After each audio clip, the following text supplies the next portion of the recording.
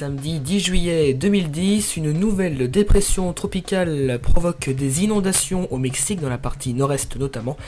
Et nous finirons ce journal avec un point sur les températures relevées ce vendredi 9 juillet, et il faisait encore très chaud. Une nouvelle dépression tropicale touche le secteur compris entre le nord-est du Mexique et le Texas, tout juste une semaine après le passage du cyclone Alex, menaçant d'aggraver la situation. Pour rappel, au moins 28 personnes ont été tuées et plus de 100 000 sont sans abri. Des dizaines de milliers de personnes ont été évacuées et des villages entiers ont été inondés suite au mauvais temps. Le National Weather Service a indiqué que la deuxième dépression tropicale de la saison s'est formée dans le golfe du Mexique. Les pluies torrentielles affectent les états de Tamaulipas, Nuevo León et le Coahuila, où les conditions sont encore très délicates. Il faisait encore chaud ce vendredi dans le Grand Ouest avec un petit 21 degrés grâce aux brises marines, mais 29 à Rennes, 31 à Nantes, tout comme à Alençon, 32 à Tours, 33 pour la maximale. Du côté de Angers ou encore d'Angoulême, les températures devraient enfin baisser pour la semaine prochaine notamment. C'est la fin de ce journal, merci à vous de l'avoir suivi. Prochain rendez-vous ce lundi 12 juillet 2010. Tout de suite, je vous retrouve pour la météo des allergies.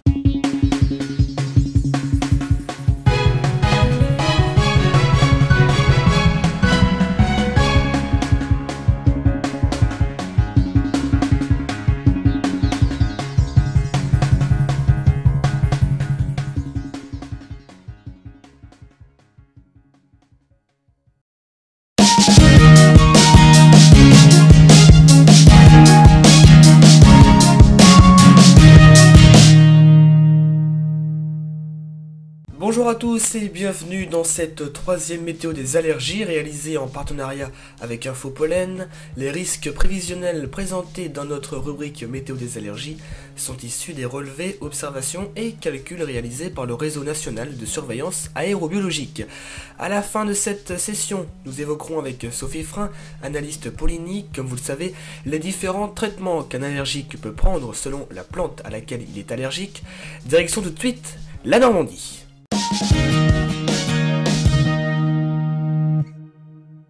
Cette semaine du 10 au 16 juillet, attention aux pollens de graminées qui resteront encore très présents en extérieur.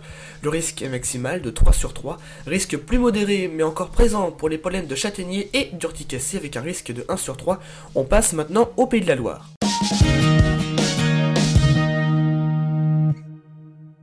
Comme sur un grand nombre de régions de la moitié nord, c'est le pollen de graminées qui sera le plus gênant, avec un risque encore maximal de 3 sur 3. Prudence aussi face au pollen de châtaignier, d'urticacées et de plantain pour la première fois. Chaque semaine sur préviewest.fr, dans notre météo des allergies, Sophie Frein, analyste pollinique au centre hospitalier de Dinan, nous parlera des risques polliniques en nous révélant ses conseils pour lutter efficacement contre toute forme d'allergie. Bonjour Sophie Frein. Bonjour. Alors, on poursuit donc nos interrogations face aux allergies. Pouvez-vous nous dire cette semaine quel est le meilleur traitement pour faire face au mieux aux pollens les plus allergisants, Sophie? Alors avant de parler de traitement, on va déjà s'intéresser à la pose du diagnostic. On peut pas savoir ce qu'il faut traiter tant que le médecin n'a pas posé le diagnostic, de savoir à quel pollen on va être allergique. Et puis après, les traitements, ça va être tout d'abord un traitement médicamenteux, qui va être prescrit par le médecin, qui peut aller de l'antihistaminique, des sprays pour le nez, des gouttes dans les yeux.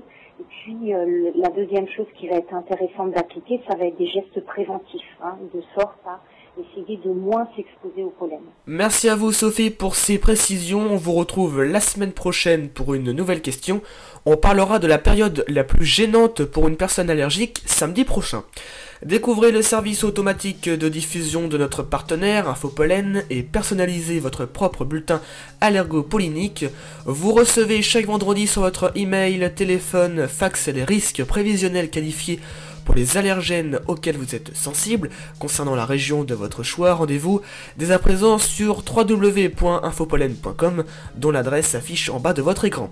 Cette météo des allergies touche à sa fin, merci à vous de l'avoir suivi. Notre prochain bulletin c'est avec Florent Denis samedi prochain et avec Sophie Frein. Excellente semaine à vous et merci de votre fidélité sur préviewest.fr.